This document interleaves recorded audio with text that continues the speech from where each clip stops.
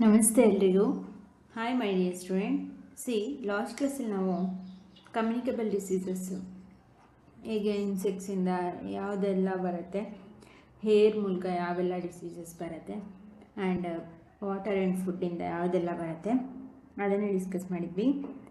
Next 3.4.2 ನೋಡಿ, how are non communicable diseases caused. Non communicable diseases ಯಾವ ರೀತಿ ಯಾವ್ಯಾವುದು ಡಿಸೀಸಸ್ನ ಕಾಸ್ ಮಾಡುತ್ತೆ, ರೋಗಗಳು ಯಾವುದು ಅಂತೇಳಿ. You learn that non communicable diseases like cancer, diabetes and asthma are linked to lifestyle, diet or environment. ನಿಮ್ಮೆಲ್ಲರಿಗೂ ಗೊತ್ತಿದೆ, ಈ ನಾನ್ ಕಮ್ಯುನಿಕೇಬಲ್ ಡಿಸೀಸಸ್ ಅನ್ನೋದು ಒಬ್ಬರಿಂದ ಒಬ್ಬರಿಗೆ ಹರಡದೇ ಇರ್ತಕ್ಕಂಥ ರೋಗಗಳಾದ ಕ್ಯಾನ್ಸರ್ ಇರ್ಬೋದು, ಡಯಾಬಿಟೀಸ್, ಶುಗರ್, ಸಕ್ಕರೆ ಕಾಯಿಲೆ ಮತ್ತು ಅಸ್ತಮಾ, ಇದೆಲ್ಲವೂ ಯಾವುದ್ರ ಮೇಲೆ ಡಿಪೆಂಡ್ ಆಗಿರುತ್ತೆ ಅಂದರೆ ಲಿಂಕ್ ಟು ಲೈಫ್ ಸ್ಟೈಲ್. ನಾವು ಯಾವ ಥರ ಜೀವನ ಶೈಲಿ ಮಾಡ್ತೀವೋ ಅದ್ರ ಮೇಲೆ ಡಿಪೆಂಡ್ ಆಗಿರುತ್ತೆ. ಮತ್ತು ನಮ್ಮ ಡಯಟ್, ನಮ್ಮ ಆಹಾರ ಪದ್ಧತಿ ಹೇಗಿರುತ್ತೋ, ಆ್ಯಂಡ್ ಆರ್ ಎನ್ವಿರಾನ್ಮೆಂಟ್, ನಾವು ಇರ್ತಕ್ಕಂಥ ಪರಿಸರ, ಇದಿಷ್ಟನ್ನು ಅವಲಂಬಿಸಿರುತ್ತೆ. They are the most common causes of death in India. ನಮ್ಮ ಭಾರತದಲ್ಲಿ ಸಾಮಾನ್ಯವಾಗಿ ಸಾಯ್ತಿರೋರ ಸಂಖ್ಯೆ ಹೆಚ್ಚಾಗಿ ಇದರಿಂದನೇ, ಸಾಮಾನ್ಯವಾಗಿ ಕ್ಯಾನ್ಸರಿಂದ, ಡಯಾಬಿಟೀಸಿಂದ, ಅಸ್ತಮಾದಿಂದನೇ ಸಾಯ್ತಿದ್ದಾರೆ. In grade 6 you also learn about diseases like scurvy, anaemia and goitre. ನೀವು ಈಗ ಆಲ್ರೆಡಿ 6th ಸ್ಟ್ಯಾಂಡರ್ಡಲ್ಲಿ ಓದಿದ್ದೀರಾ.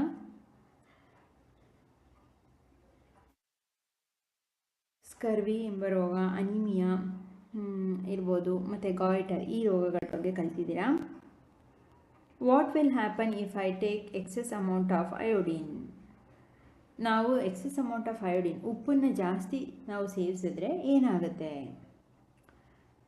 ಅಂತ ಕ್ವಶನ್ ಕೇಳ್ತಿದ್ದಾರೆ. ಅದನ್ನು ಆಮೇಲೆ ಆನ್ಸರ್ ಮಾಡೋಣ. Which are caused by a lack of specific nutrients in the diet. Last 6th ಸ್ಟ್ಯಾಂಡರ್ಡಲ್ಲಿ ಗಾಯ್ಟರ್, ಸ್ಕರ್ವಿ, ಇದೆಲ್ಲ vitamin C and vitamin salt, iodine ಕಡಿಮೆ ಆದರೆ ಗಾಯ್ಟರ್ ಎಂಬ ರೋಗ ಬರುತ್ತೆ. ಆ್ಯಂಡ್ ದೆನ್ ಈ ಅನೀಮಿಯಾ, ರಕ್ತ ಕಡಿಮೆ ಆದರೆ ಈ ಎಲ್ಲ ರೋಗಗಳು ಬರುತ್ತೆ. ಅಂದರೆ ಸ್ಪೆಸಿಫಿಕ್ ನ್ಯೂಟ್ರಿಯೆಂಟ್ಸ್, ನಿರ್ದಿಷ್ಟವಾದ ಪೋಷಕಾಂಶಗಳ ಕೊರತೆ ಆದರೆ ನಮ್ಮ ದೇಹಕ್ಕೆ ಈ ಎಲ್ಲ ರೋಗಗಳು ಬರುತ್ತೆ ಅಂತ ಓದಿದ್ದೀವಿ. These are called deficiency diseases and are also non communicable diseases. ಇದನ್ನೇ ನಾವು ಡಿಫಿಷಿಯನ್ಸಿ ಡಿಸೀಸಸ್, ರೋಗಗಳ ಡಿಫಿಷಿಯನ್ಸಿ ಡಿಸೀಸಸ್ ಅಂದರೆ ಕೆಲವೊಂದು ಪೋಷಕಾಂಶಗಳ ಕೊರತೆಯಿಂದ ಬರ್ತಕ್ಕಂಥ ರೋಗಗಳು ಅಥವಾ ನಾನ್ ಕಮ್ಯುನಿಕೇಬಲ್ ಡಿಸೀಸಸ್, ಸಂಪರ್ಕರಹಿತ ರೋಗಗಳು ಅಂತೇಳಿ ಕರೆಯೋದು. Diseases such as cancer, diabetes and asthma May often persist for a long time, more than 3 months, and are referred to as chronic diseases. ಈ ಡಿಸೀಸಸ್, ಈ ರೋಗಗಳಾದಂಥ ಕ್ಯಾನ್ಸರ್ ಇರ್ಬೋದು, ಡಯಾಬಿಟೀಸ್ ಇರ್ಬೋದು, ಅಸ್ತಮಾ ಇರ್ಬೋದು, ಇವೆಲ್ಲವೂ 3 months ಇಂತ ಹೆಚ್ಚು, 3 ತಿಂಗಳಿಗೂ ಹೆಚ್ಚು ಕಾಲ ಅದು ನಮ್ಮನ್ನು ಬಾಧಿಸುತ್ತೆ. ಅಂದರೆ ತುಂಬ ದಿನಗಳವರೆಗೆ, ಲಾಂಗ್ ಟೈಮು.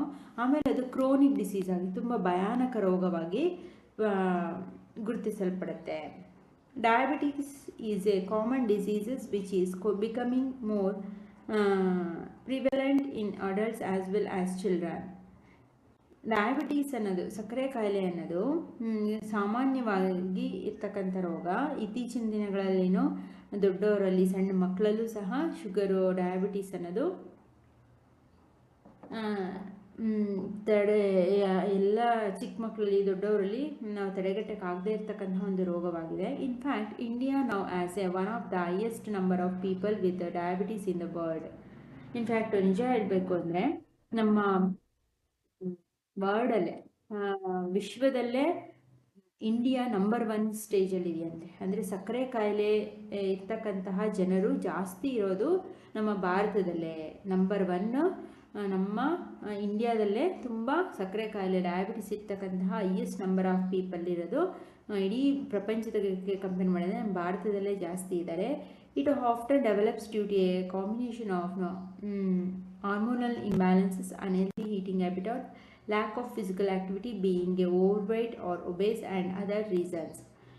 ಹೇಗೆ ಇವೆಲ್ಲ ಆಗ್ತಿದೆ ಅಂದರೆ ಅನ್ಹೆಲ್ತಿ ಈಟಿಂಗ್ ಹ್ಯಾಬಿಟ್ಸ್, ಆರೋಗ್ಯಕರವಲ್ಲದ ಆಹಾರಗಳನ್ನ ತೆಗೆದುಕೊಳ್ಳೋದು, ಲ್ಯಾಕ್ ಆಫ್ ಫಿಸಿಕಲ್ ಆ್ಯಕ್ಟಿವಿಟಿ, ದೈಹಿಕ ಚಟುವಟಿಕೆಗಳನ್ನ ಮಾಡದೆ ಕೂತಲ್ಲೇ ಕೂತ್ಕೊಳ್ಳೋದು, ಮತ್ತು ಬಿವಿಂಗ್ ಓವರ್ ವೆಯ್ಟ್, ತಮ್ಮ ದೇಹದ ತೂಕವನ್ನು ಹೆಚ್ಚು ಮಾಡ್ಕೊಂಡು, ಒಬೇಸಿಟಿ ಅಂತ ಏನು ಕರಿತೀವಿ ಅದು, ದೇಹದ ತೂಕವನ್ನು ಹೆಚ್ಚು ಮಾಡ್ಕೊಂಡಿರೋದು, ಬಟ್ ಇನ್ನಿತರ ಕಾರಣಗಳಿಗೆ ಅಲ್ಲದೆ ಹಾರ್ಮೋನಲ್ ಇಂಬ್ಯಾಲೆನ್ಸು ಸಹ ಹೆಚ್ಚಾಗ್ತಿದೆ. ಎಲ್ಲರಲ್ಲೂ ಹಾರ್ಮೋನ್ಸ್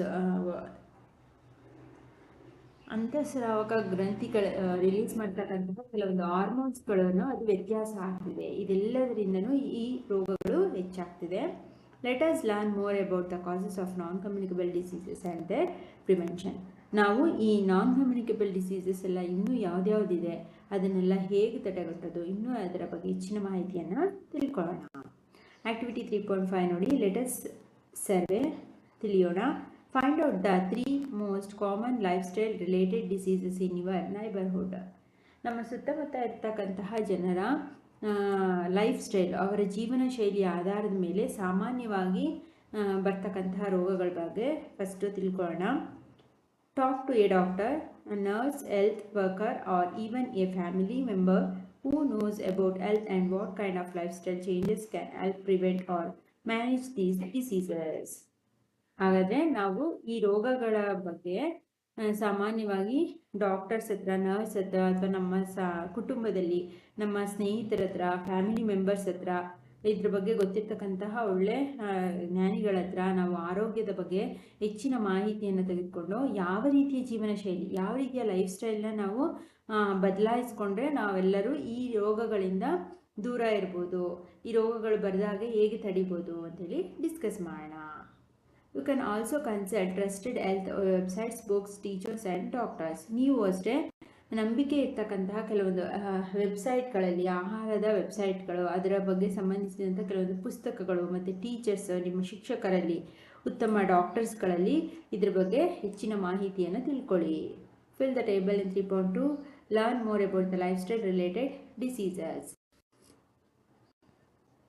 ಈ ಒಂದು ಟೇಬಲ್ನ ಕೊಟ್ಟಿದ್ದಾರೆ, ಇದನ್ನು ಫಿಲ್ ಮಾಡಬೇಕು. ಹಾಗೆ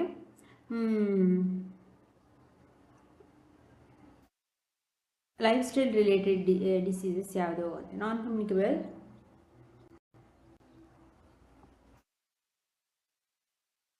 ಡಿಸೀಸಸ್ನ ಕೊಟ್ಟಿದ್ದಾರೆ. ಅದರಲ್ಲಿ name of common life style diseases, ನಾವು ಸಾಮಾನ್ಯವಾಗಿ ನಮ್ಮ ಜೀವನ ಶೈಲಿಯಲ್ಲಿ ಇರ್ತಕ್ಕಂತಹ ಕೆಲವೊಂದು ರೋಗಗಳು ಯಾವ್ಯಾವುದು ಅಂತೇಳಿ.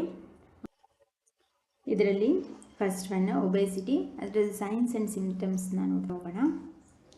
ಇಲ್ಲಿ ಕೆಲವೊಂದನ್ನು ಅವರೇ ಆನ್ಸರ್ ಕೊಟ್ಟಿದ್ದಾರೆ, ಇನ್ನು ಕೆಲವೊಂದಕ್ಕೆ ನಾವು ಫಿಲ್ ಮಾಡಬೇಕು.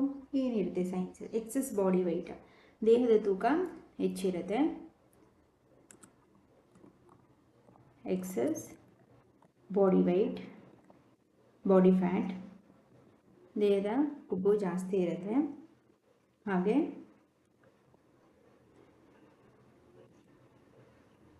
ಫೀಲಿಂಗ್ ಟಯರ್ಡ್, ಅವ್ರಿಗೆ ತುಂಬ ದಪ್ಪ ಇರೋರಿಗೆ ಬೇಗ ಸುಸ್ತಾಗ್ತಿರ್ತಾರೆ. ದೇಹದ ಬಾಡಿನೇ ಭಾರ ಇರುತ್ತಲ್ವ, ತುಂಬ ಓವರ್ ವೆಯ್ಟ್ ಇರೋರಿಗೆ ಫೀಲಿಂಗ್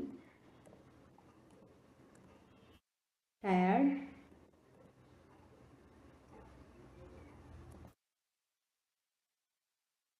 ಹಾಗೆ ಬ್ರೀತ್ಲೆಸ್ನೆಸ್, ತುಂಬ ಒಂಥರ ಉಸಿರು ಬೇಗ ಅಂದರೆ ತಗೊಳ್ಳೋದು ಬಿಡೋದು ಅದೆಲ್ಲ ಸ್ವಲ್ಪ ಅವ್ರಿಗೆ, ತುಂಬ ದಪ್ಪ ಇರೋರಿಗೆ ಉಸಿರು ಬಿಡೋದೆಲ್ಲ ಸ್ವಲ್ಪ ಬ್ರೀತ್ಲೆಸ್ನೆಸ್, ಉಸಿರಾಟ ಸ್ವಲ್ಪ ಕಡಿಮೆ ವ್ಯತ್ಯಾಸ ಇರುತ್ತೆ. ಇದು ಒಬೇಸಿಟಿ, ತುಂಬ ದಪ್ಪ ಬೊಚ್ಚು ಇರ್ತಕ್ಕಂಥದ್ದು ಸಿಂಪ್ಟಮ್ಸು. ಹಾಗೆ ಸಜೆಸ್ಟೆಡ್ ಲೈಫ್ ಸ್ಟೈಲ್ ಚೇಂಜಸ್, ಏನು ಅವ್ರಿಗೆ ಸಜೆಸ್ಟ್ ಮಾಡೋಣ ಅವ್ರ ಲೈಫ್ ಸ್ಟೈಲ್ನ ಚೇಂಜ್ ಮಾಡ್ಕೊಳ್ಳೋದಕ್ಕೆ, ಅವ್ರ ಜೀವನ ಶೈಲಿಯನ್ನು ಬದಲಾಯಿಸ್ಕೊಳ್ಳೋದಕ್ಕೆ ಅಂದರೆ eating balanced diet and exercising regularly. ಪ್ರತಿದಿನ ಅವರು ಎಕ್ಸಸೈಸ್ನ ಮಾಡಬೇಕು, ಆಹಾರವನ್ನು ಬ್ಯಾಲೆನ್ಸ್ಡ್ ಡಯಟ್ ಆಗಿ, ಒಂದೇ ಬರೀ ಜಂಕ್ ಫುಡ್ಗಳನ್ನ ತಿನ್ನೋದು, ಮ್ಯಾಗಿ, ಚಿಪ್ಸು, ಬರ್ಗರ್, ಪಿಜ್ಜಾ ಇದನ್ನು ಬಿಟ್ಟು ಈಟಿಂಗ್ ಬ್ಯಾಲೆನ್ಸ್ಡ್ ಡಯಟ್, ಸಮತೋಲಿತ ಆಹಾರವನ್ನು ತೆಗೆದುಕೊಳ್ಳೋಕ್ಕೆ ಸಜೆಸ್ಟ್ನ ಮಾಡ್ತಿದ್ದಾರೆ. ಸೆಕೆಂಡ್ ಒನ್ ಡಯಾಬಿಟೀಸ್, ಶುಗರ್ ಇರೋರಿಗೆ. ಫ್ರೀಕ್ವೆಂಟ್ ಯೂರಿನೇಷನ್ನು, ಪದೇ ಪದೇ ಅವರು ಯೂರಿನ್ಗೆ ಹೋಗ್ತಾ ಇರ್ತಾರೆ. ಎಕ್ಸೆಸಿವ್ ಥರ್ಸ್ಟ್, ಬಾಯಾರಿಕೆ ಆಗ್ತಾ ಇರುತ್ತೆ ತುಂಬ. ವೆಯ್ಟ್ ಲಾಸು, ತೂಕ ಕಡಿಮೆ ಆಗುತ್ತೆ. ಟಯರ್ಡ್ನೆಸ್, ಅವ್ರಿಗೂ ಸಹ ಸುಸ್ತಾಗುತ್ತೆ. Slow healing. ಯಾವುದೇ ಈಗ ಗಾಯಗಳಾಯಿತು ಅಥವಾ ಏನಾದರೂ ಹೂನ್ಸ್ ಆಯಿತು ಅಂದರೆ ಅದು ಬೇಗ ವಾಸಿ ಆಗಲ್ಲ, ತುಂಬ ಸಮಯ ತೆಗೆದುಕೊಳ್ಳುತ್ತೆ. ಡಯಾಬಿಟಿಸ್ ಇರೋರಿಗೆ ಇದು ಅವರ ಸಿಂಪ್ಟಮ್ಸ್ಗಳು, ರೋಗ ಲಕ್ಷಣಗಳು. ಹಾಗಾದರೆ ಅವ್ರು ಯಾವ ರೀತಿ ಲೈಫ್ ಸ್ಟೈಲ್ನ ಫಾಲೋ ಮಾಡಬೇಕು, ಅವ್ರಿಗೆ ಏನು ಸಜೆಷನ್ನು ಅಂತೇಳಿ. Consume a balanced diet. First ಇವರು ಸಹ ಕನ್ಸ್ಯೂಮ್ ಬ್ಯಾಲೆನ್ಸ್ಡ್ ಡಯಟ್.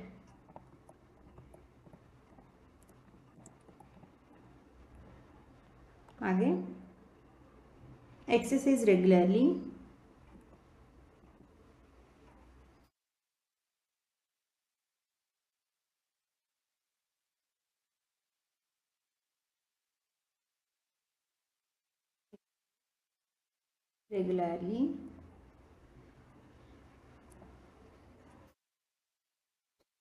ಹಾಗೆ ಪ್ರತಿದಿನ ಇವರು ಸಹ ಎಕ್ಸಸೈಸ್ನ ಮಾಡಬೇಕು. And maintain a healthy weight. ಅವರ ಆರೋಗ್ಯಕರವಾದ ದೇಹದ ತೂಕವನ್ನು ಇಟ್ಕೋಬೇಕು. ಒಳ್ಳೆ ಆಹಾರವನ್ನು ಸೇವಿಸಬೇಕು. ಮೇಂಟೈನ್ ಎ ಹೆಲ್ತಿ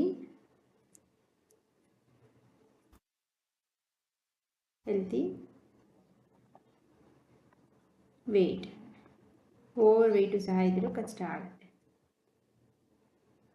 ಗೊತ್ತಾಯ್ತಾ? ಇದಿಷ್ಟು ಡಯಾಬಿಟೀಸ್ ಇರುವಂಥವ್ರು ಮೇಂಟೈನ್ ಮಾಡಬೇಕು.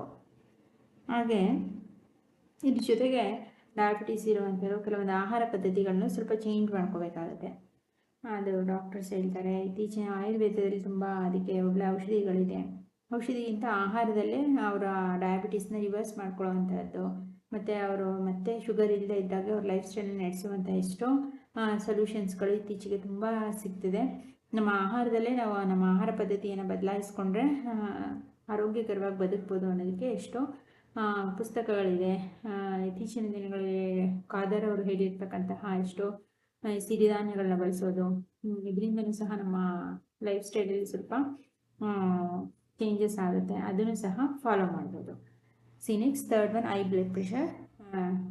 ರಕ್ತದ ಒತ್ತಡ, ಅತಿಯಾದ ರಕ್ತದ ಒತ್ತಡ. ಏನು ಇದಕ್ಕೆ ಸಿಂಟಮ್ಸ್ ಮತ್ತು ಸೈನ್ಸ್ ಅಂತ ಕೇಳ್ತಾರೆ. ಹೆಡೇಕ್. ಬ್ಲಡ್ ಪ್ರೆಷರ್ಸ್ ಇತ್ತು ಅಂದರೆ BP ಅಂತ ಏನು ಕರಿತೀವಿ. ಹೆಡೇಕ್, ತಲೆನೋವು ಬರುತ್ತೆ. ಹೆಡೇಕ್. ಹಾಗೆ ಡಿಸಿನೆಸ್, ತಲೆ ತಿರುಗುವಂಥದ್ದು.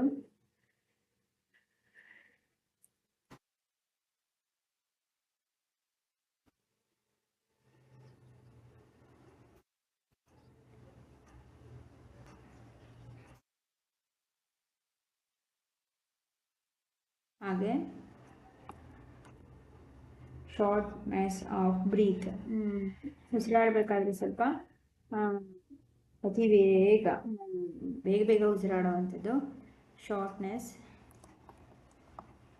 Of breathe.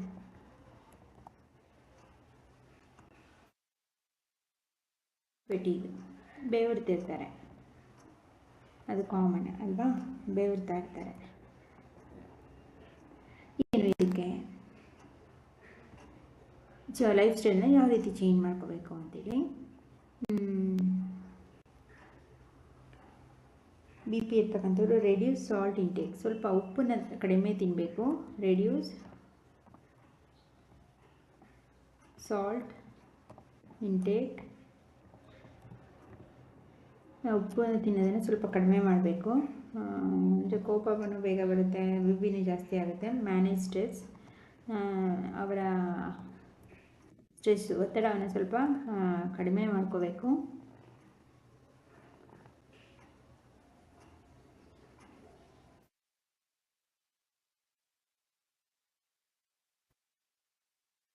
Manage stress. ಹಾಗೆ ಎಕ್ಸಸೈಸ್ ರೆಗ್ಯುಲರ್ಲಿ.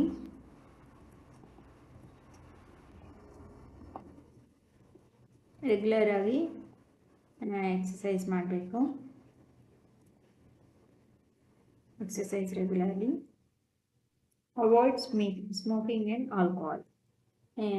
ಸ್ವಲ್ಪ ಡ್ರಿಂಕ್ಸ್ ಮಾಡೋರು ಅಥವಾ ಬೀಡಿ ಸಿಗರೇಟ್ ಸೇದೋ ಅಂಥವ್ರಿದ್ರೆ ಅದನ್ನು ಸ್ವಲ್ಪ ಅವಾಯ್ಡ್ ಮಾಡಬೇಕು. ಸ್ವಲ್ಪ ಅಲ್ಲ, ಪೂರ್ತಿಯಾಗಿ ಅವಾಯ್ಡ್ ಸ್ಮೋಕಿಂಗ್ and alcohol.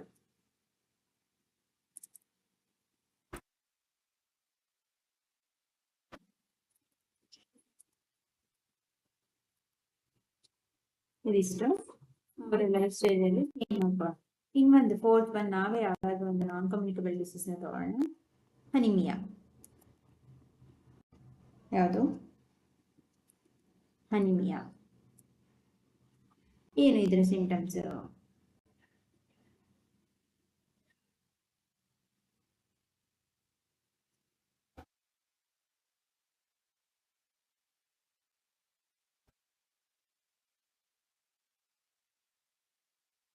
ಏನೇನಿರುತ್ತೆ ಅಂತ. ವೀಕ್ನೆಸ್ ಇರುತ್ತೆ, ಅನಿಮಿಯಾ ಇದರಲ್ಲಿ ರಕ್ತ ಕಡಿಮೆ ಇರುತ್ತಲ್ವಾ, ವೀಕ್ನೆಸ್ ಆಗುತ್ತೆ, ವೀಕ್ನೆಸ್ ಇರುತ್ತೆ. ಹಾಗೆ ಫೆಟಿಗ್, ಅವರು ಸಹ ಬೆವರ್ತಾರೆ. ಹಾಗೆ ಪೇಲ್ ಸ್ಕಿನ್ ಸ್ವಲ್ಪ ಪೇಲ್ ಕಲರ್,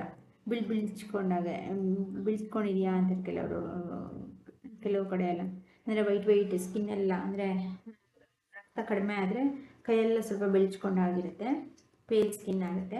ಇದು ರೋಗ ಲಕ್ಷಣಗಳು. ಅನಿಮಿಯಾ ಆದರೆ ಏನೇನೋ ಮಾಡ್ಬೋದು ಅಂತೇಳಿ. ಏನು ಚೆನ್ನಾಗಿ ತಿನ್ಬೇಕು ಅವರು? ಹೀಟ್, ಐರನ್ ಅಂದರೆ ಕಬ್ಬಣ ತಿನ್ನೋದಲ್ಲ, ಐರನ್ನು ಮತ್ತು ಐರನ್ ರಿಚ್ ಇರ್ತಕ್ಕಂಥ, ಕಬ್ಬಿಣದ ಅಂಶ ಇರ್ತಕ್ಕಂತಹ ಆಹಾರಗಳನ್ನ ತಿನ್ನಬೇಕು. ಐರನ್ ರಿಚ್ ಫುಡ್ ಅಂದರೆ ಸೊಪ್ಪು, ತರಕಾರಿ, ಹಣ್ಣು, ಇವುಗಳು. ಲೈಕ್ ಗ್ರೀನ್ ವೆಜಿಟೇಬಲ್ಸ್, ಇಲ್ಲೇ ಕೊಟ್ಟಿದ್ದಾರೆ ನೋಡಿ. ಅಂದರೆ ಐರನ್ ರಿಚ್ ಇರ್ತಕ್ಕಂತಹ ಸೊಪ್ಪು, ಗ್ರೀನ್ ವೆಜಿಟೇಬಲ್ಸ್ಗಳನ್ನ ಹೆಚ್ಚು ತಿನ್ನಬೇಕು.